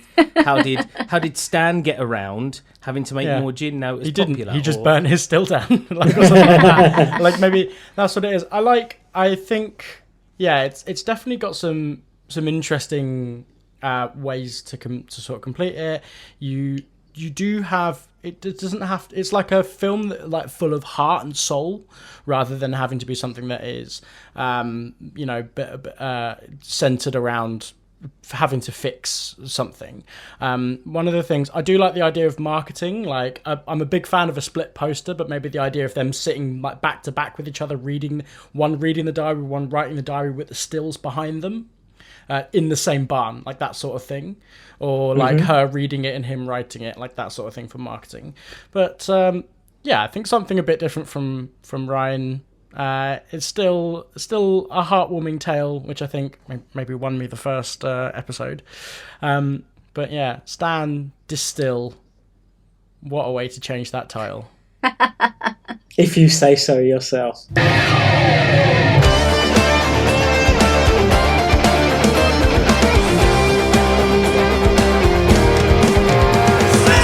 So those were three incredibly diverse, spirited and interesting pitches, all from the title Standstill. This was something, so a long time ago I was thinking, well, how can you make, back when I was in film school, I thought, how can you make a high-impact film that plays on theatre? But of course I had no real knowledge of theatre back then, and arguably not now either. But so I wanted to try and get it all from Dan. I try and leech it from other people. But I wanted to make something that played with the conventions of space. So that's and I say a lot of wanky things on this podcast. It's probably the wankiest thing I've ever said. But I was really fascinated by the idea of a standstill. And one time we were so it's to do with traffic. And of course, for some people who don't know, it's a traffic jam where you're not moving for about an hour. It's just we would also call it chock-a-block maybe, but it's just completely completely stacked. And I was once in a traffic jam where people were getting out their cars. It was absolutely baking. I think this was about 4 or 5 years ago. Absolutely baking. People were sharing water with each other. This is when you could drink things from other people's cups, and they were chatting to each other, and people were peeing by the side of the road. It was like a really interesting experience for everybody to get out their cars in the middle of a motorway and just sort of chat to each other. So I thought it would be interesting to replicate that and have a sort of micro drama. So although it is following a similar setting as Dan's idea, I sort of thought it would be interesting to shoot a drama where all of the people got out of their cars and talked to each other and sort of learned new things about each other. And I was very into like... What's the name of the musical where they all fly into the same airport together? Come Away with Me? Come From Away. Come From Away. So Sean, they've not basically done it, but Come From Away does a sort of similar, not necessarily. Well, yeah, it's plane standstill post 9/11, and all these planes land in this one area, and it's everybody being there. So that's fantastic. Yeah. So obviously it works. So I can steal it. It's perfect, and give it my twist, which is so. But this is the twist. So I was it's really with cars. This time it's with cars. Huh?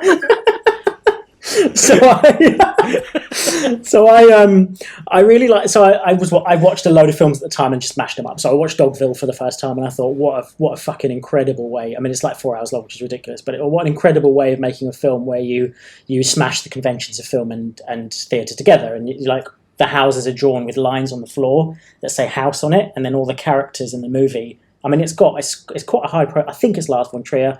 I know it's Nicole Kidman, and it's about a person that comes into town, and then lots of bad things happen. It's set, in the Dark Ages or something, or Victorian times, something, and they start to blame her for it. And it's how the town deals with. I know those times are very separated quite vastly, but set somewhere where they wear period costumes. I could see Christine laugh, and I was Dark like, Ages I think I know why. Victoria. It was between the Dark Ages. It was between the Dark Ages and the Victorian times. Just somewhere between them. Somewhere there, I don't know. And it's probably not even that. It's probably set like, I don't know, somewhere else. Ultimately, I'll cut all of the stuff out that makes me sound stupid. But that's going to be the entire thing. So ultimately, like it's like quite an intense drama, but they're only in period costumes and they're not wearing. There's no sets whatsoever, and you can see people in the houses sort of pretending to act whilst the other acting's going on, as if all of the walls were taken down. And I feel like it should have got a little bit more interest than it did, because it's quite a fascinating idea. So the idea of Dogville crossed with like a sort of Louis Malle sort of. I was really into My Dinner with Andre. So I really like these films where people just talk normally and they just talk for ages, as you can tell. Maybe that spun off into this podcast. But people just talk nonsense, and it's very sort of it's loaded with stuff, but it doesn't feel like it is. So like Ryan was saying, but it's like it's very low. The drama is very low stakes. It's just about people just existing in a space. So I wanted to take all of that, but the ending thing about this is what I sort of found most interesting about it was I wanted to put the cars on. This is an incredibly wanky idea, which is why it never happened, and I'm talking to you about it now.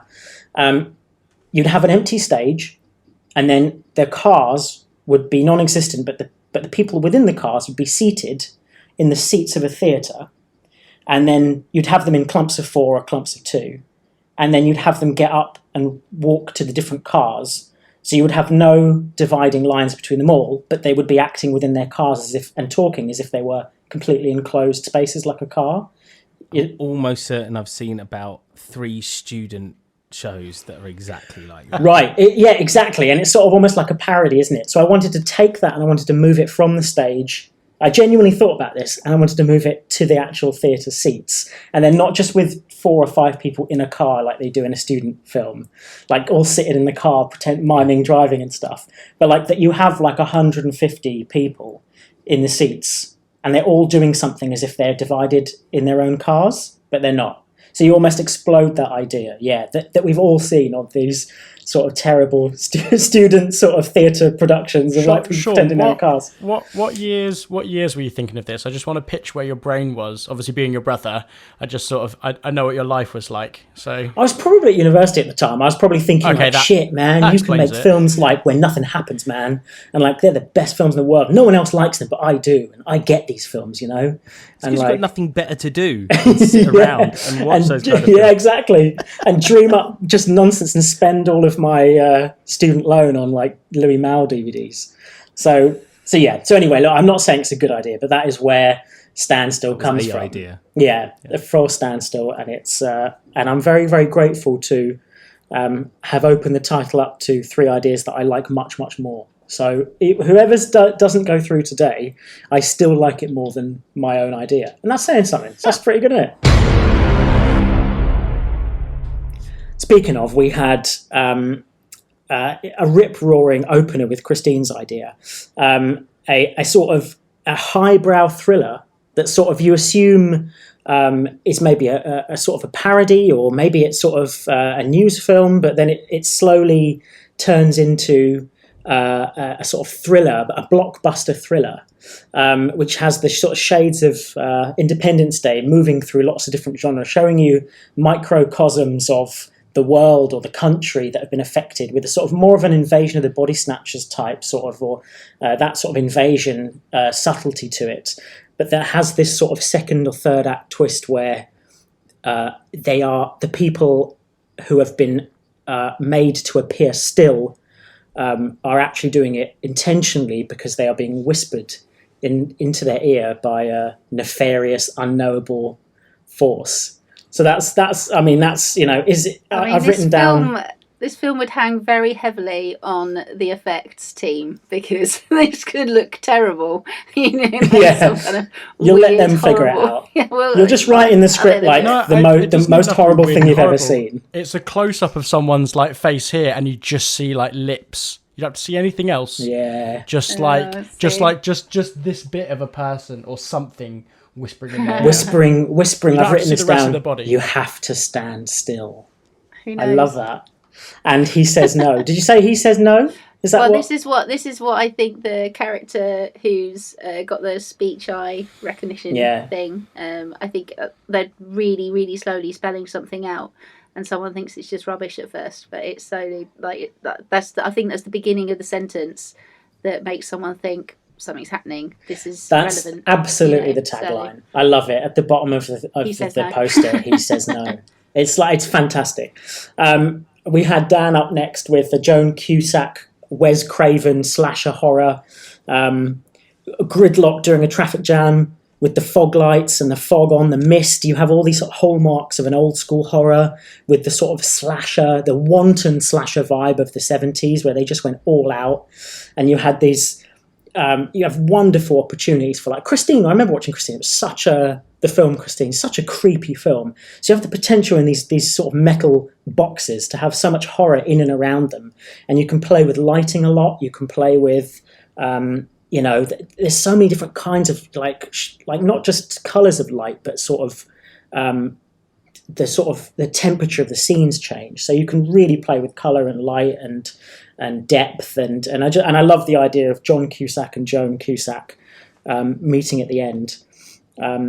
So it's with this harrowing score that is like part classic, part, I don't know if you would say electronic, something that sort of has the metal on metal scrape of that sonorous sound. So that was a fantastic idea. And then we had another one, I think, by Ryan. And then no, I'm joking. I'm only joking. I absolutely love Ryan's because you have both of the things I love. You have, which is what he was trying to go for, which is why it's sadder that it backfired, isn't it? But he went for, but the big budget mumblecore is a great idea, and you have this almost like safety not guaranteed sort of tone. This sort of, is there something bigger going on than you expect? You have lots of intrigue. There's red herrings. You have lots of, you know, you have a story about a woman who wants to connect to the land that her family owns. Maybe, you know, if she's part of a rich family. maybe that's part of it. I mean, everybody's struggles are their struggles, no matter where you come from, no matter what class you're in. Your struggles are still your struggles. People who have money it doesn't necessarily mean they're happy in that way. So she connects, these two timelines connect via a diary. You have the Raw of the 20s, you have the ennui of the 2020s. I sort of like building or replicating the old world again. There's something interesting about that. So not only is she doing that in what she's doing, but it's also what we're doing in contemporary society, where we're pulling from the 20s, we're pulling from in fashion, we're pulling from lots of different things, as Ryan was saying.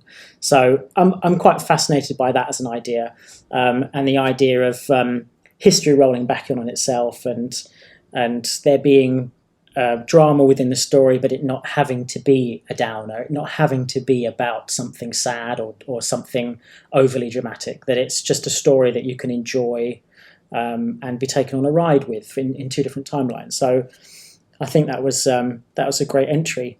So it's really difficult to say where I stand on any of these ideas for Standstill. That was a bad pun. What? Where I stand? I didn't even. You see, I'm just naturally funny.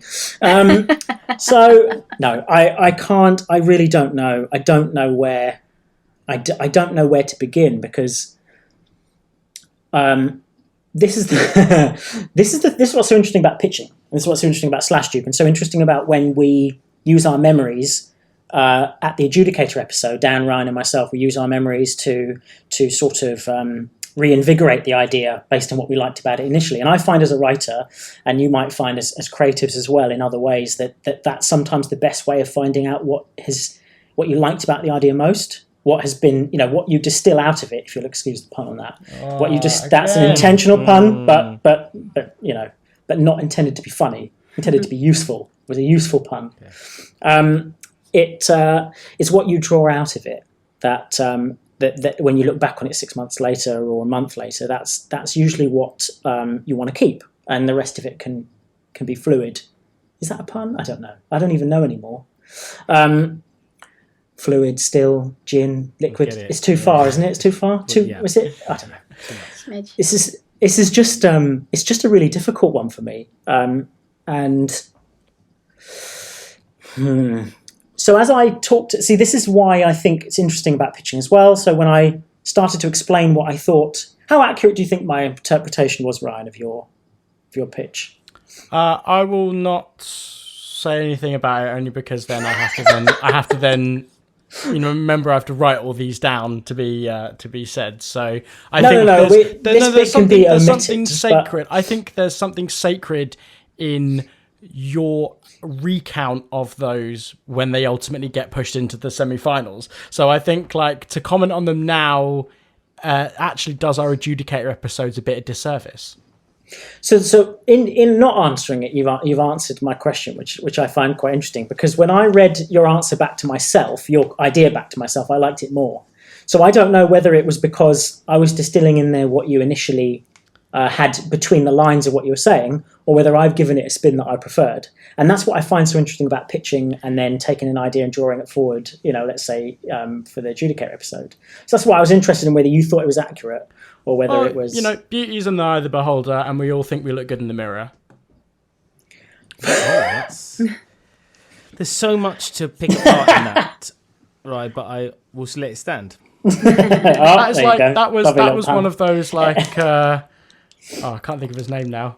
That was one of those Cantona, almost Muhammad Ali level comments that people are like, "Oh, damn, that's good," and then you'd walk off stage. So I just find myself to Eric Cantona and Muhammad Ali. They earned their platform, though, didn't they? They earned their right to say that. And although I loved Standstill and Bob Disposal, by the way, which went through to the finals in the first Adjudicator round, I'm gonna say that there's something. You're going to hate me for this. There's something about the drama I don't get. I don't get why I want to see her story more than his story. And I think when you have a really fascinating, interesting story on one hand, you have to make the other equally interesting and fascinating, albeit in a completely different way, perhaps. But I still have to be galvanized around why I'm watching both parties. So I'm going to have to take that one out of the running. Well, unlike the two aforementioned, Eric Cantona and Muhammad Ali, I will graciously bow out and thank you. Until they get knocked out, or as Muhammad Ali might have done.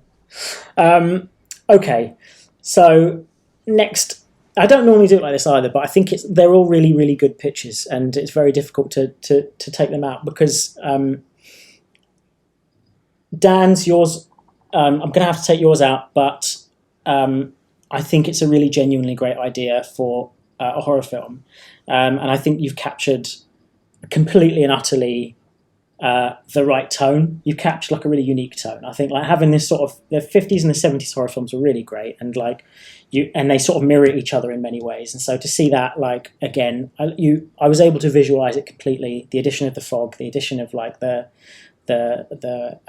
Joan Cusack, it was dynamite. I absolutely loved it. But you weren't. I even got on speed dial for the trailer. Do you know what I mean? Easy to shoot. Have you? You've just been in a car with fog. We could have done it. But I will also bow out graciously, or in fact, I shall bow out by being murdered on the boot of my car, slasher horror style. It's just the thing is, you were right, Dan. You know when someone's nailed a pitch. You know when if you have to decide between three things that are equally excellent in different ways, oftentimes in Slash Dupe, and I think people at home feel the same, that one rises to the top. And it's almost a shame. We should make the guest go last because they usually come straight in, and then that's the high benchmark that we have to get up to. No, I like it that way. Raises our game, right? And it really did. Like, Christine, you really did. Like, it was like just... Well done, Christine. Yeah. Because good horror, honestly, I think it was my winner and my favourite today. Only in terms of the fact that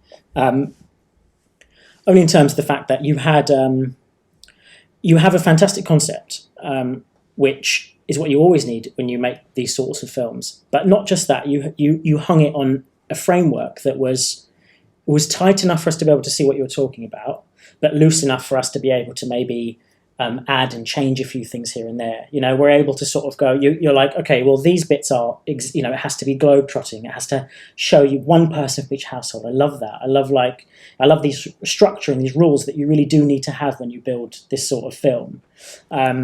But then you left it open enough. I really loved it, Christine, and obviously for the listeners at home, what you couldn't see on the Zoom call is that when she talked about it, and then when she talked about the idea of people standing still, we all had quite a visceral reaction to it. And then when she gave us the twist, we had a second visceral reaction to it, which is exactly what a crowd would be sort of screaming and shouting at their TVs when they saw it. So, the fact that we all felt all of that in the time that you got to pitch, I definitely, I totally agree that it should have been a winner. I like the way that you guys were talking, you were asking questions about the detail.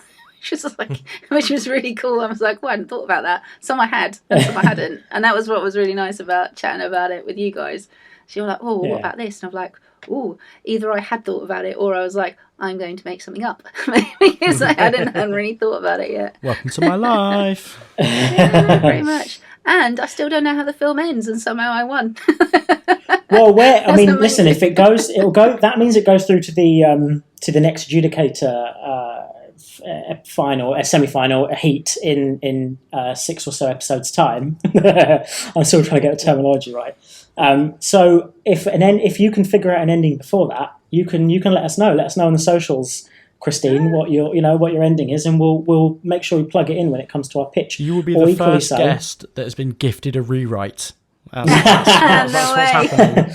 Well, most films start in Hollywood particularly without an ending, so it's fairly normal to then be sort of like laying the tracks before the train. Also, if the listeners have an idea of how it might end, they can also exactly. And then we'll give them lots of alternative endings and let them, whoever our adjudicator is, let them pick.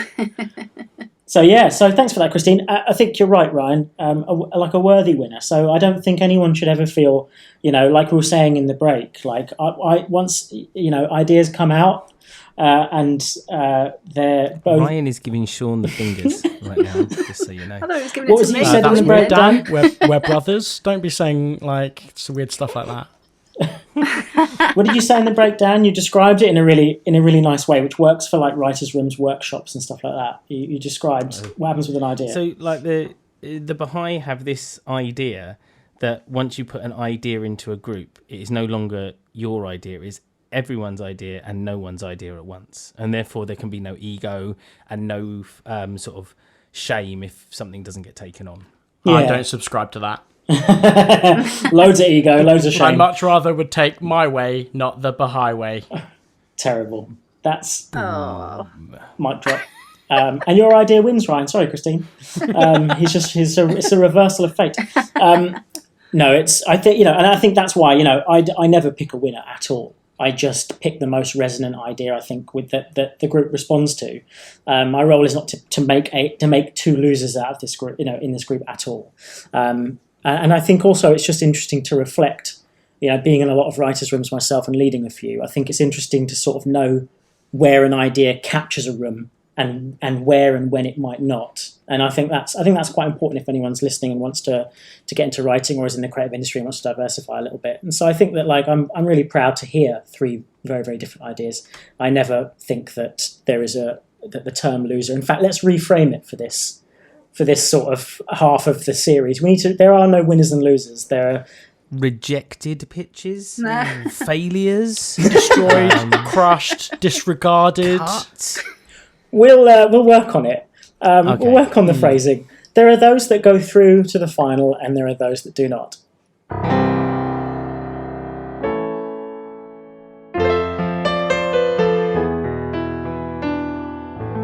So, Christine, we have a nefarious, surreptitious reason we brought you on this podcast as well.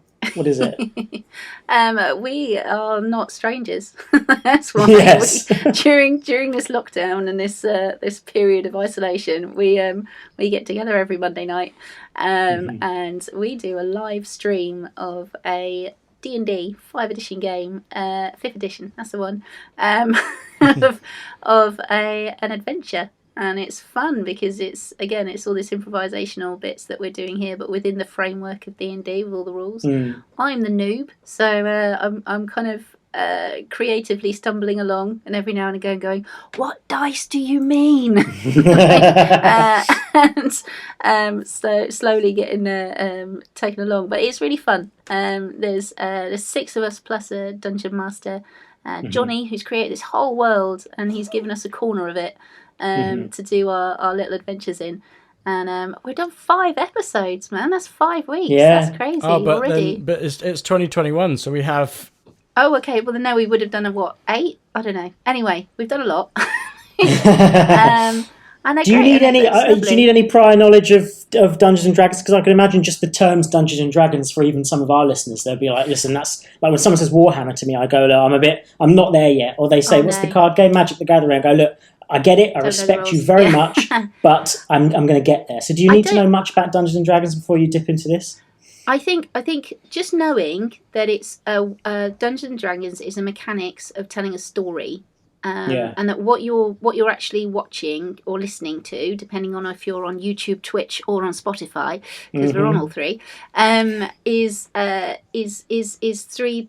6 people plus a kind of narrator, curator character of the dungeon master who are having an adventure.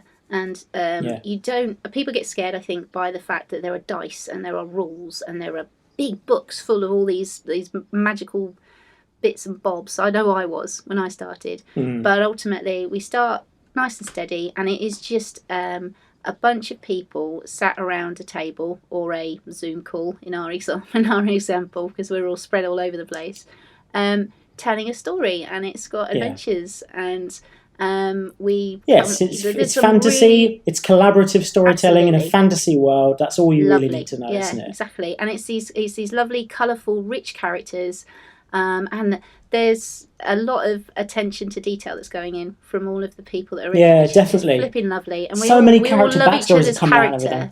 Yeah, we love each other's company, and we're all putting a lot of attention to detail in it. And I think it's just an adventure. It's just a yarn, really. I think, I don't think you need to know the rules necessarily to enjoy our live stream.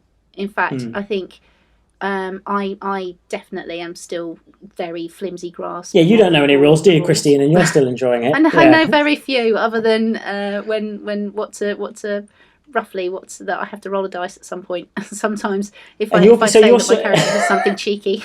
Okay. Yeah, you're playing a cheeky gnome with a sort of like with a lot of energy, who's like almost like a sort of magical engineer. That's Fraser, your character. Well, the last episode was amazing. I know we're in November and we should be talking about what's happened over Christmas, but you can catch up on that. But if you're going to catch any of them, you should definitely listen to episode 5 because that has been, I think, my favourite. She makes a mean cup of tea. I did, Fraser. Yeah, I do. But there's a lovely bit in a tavern and. Becky Pantling, who's been on this, I think, hasn't she? Becky Pantling, she won this Train Terminator. She won the first adjudicator. Oh man, yeah, for her idea for this Train Terminator. Is playing a bard character, and you don't have to in Dungeons and Dragons. You don't have to write the songs. You could just talk about what the song is. But she goes above and beyond, doesn't she? She really does, and she sets the bar. In the 5th episode, that song was amazing, and it accompanied so Ryan. So Ryan plays.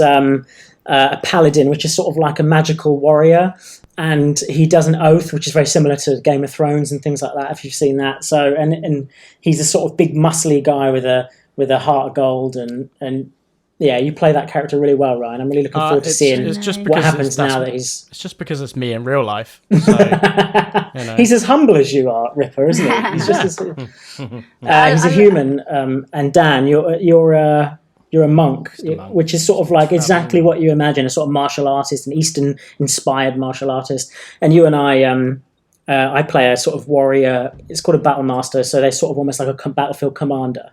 And we're brothers, Dan and I, our characters. And so we get to explore. I love that, though, because the dynamic shifts, because obviously you'd automatically think maybe you and Ryan would pair up, and no, it's the cousins, and they go. I'm channeling my inner Ryan. Yeah, you are, aren't you? I'm the younger brother. And I'm doubling down on my inner Sean. Well, it's because they're both older brothers, so welcome to my level. Dan, and then you've got Becky as the bard, and then you've got Bradley, has he been on this as well? He has, hasn't he? Bradley's been on this. Bradley's been on this. I needed to come on this because I needed you needed the full set. The last holdout, yeah, the last bastion. Well, there you go. Some people have been sat at home bored during the pandemic, and some people have had a lot to do. So sorry. So I'm going to try and run both these and try and not confuse people. So to find any information about Blood and Song, you will find that on all socials at Blood and Song or Blood Song Party. And then for anything /Dupe related, we've got everything under /Dupe, and that's Instagram, that's Facebook, we've got a Facebook page, we've got Twitter, we've got a Patreon, and we also have a Reddit community, so start getting your ideas into that. And also smash that notification button on the new Spotify apps on their phones. You can be notified when new episodes of this come out, and for Blood and Song as well, so you can get those directly into your ear holes. Perfect for just anything nowadays, because you can't really say commutes anymore. For walking around the house, doing laps of the house. /Dupe goes out now every 2 weeks, as per usual, after the new year. And Blood and Song, you can find it at YouTube and Twitch at 8 p.m. on a Monday, every Monday. And then it follows on. The episode is then cut up into bite-sized chunks by Dan, very handily. And that goes out in little bite-sized chunks throughout the week. So if that's how you prefer to listen to these sorts of things, you can do that. And then it culminates your every 2 weeks. It culminates in a /Dupe. So if you're a listener of /Dupe, you're used to long haul marathons of podcasts anyway. So might as well just catch up straight on the Twitch. Jump on Twitch, chat with us. We chat at the break, so jump on with us, and we'll see you there. We'll see you here. So it just leads me to say thank you to all of you for being here today. You're all real good sports. I know we've got to carve time out during sort of the lead up to Christmas, and now it's after Christmas. It'll probably be exactly the same for a while, but I really appreciate it. So Christine, thank you for being here today. Thanks for having me. It's been great. Yes, it has been. It's been fantastic, and your idea goes through to the heat at the end of this quarter, so that's very exciting. Ryan, thank you for your idea. It was amazing. Being the dupe is not an easy job, and I respect it very deeply. The depth and breadth of your ideas that you can come up with in such a small span of time. It's really a thing of beauty, and I think people at home are the ones supporting you, even if it doesn't seem like I am. Thank you, I guess. And Dan, some people may know this, some people may not, but you do a lot of the behind the scenes work. You do a lot of the producing alongside me. You do a lot of the editing. It's not easy work to make it sound as good as it does. You would think it is.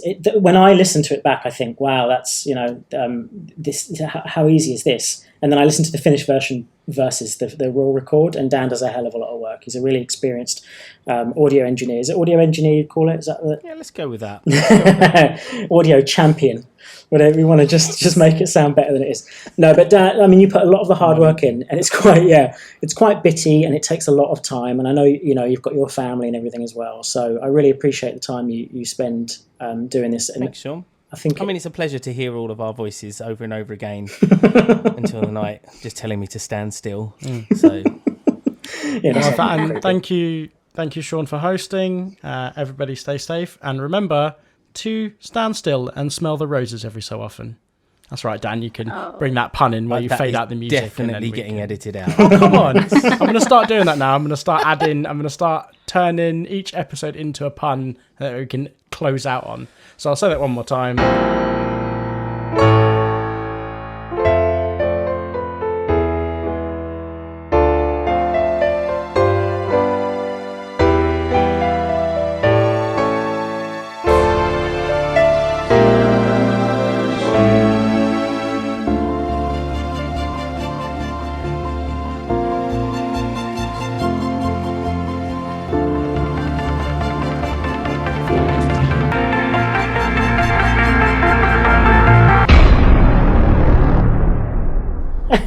I think when he says, I'll say that one more time, just stat, then you should cut. Then just cut it. That's exactly what's going to happen. Editing. Recorded in the Capo Studios, 2021. What's up, danger?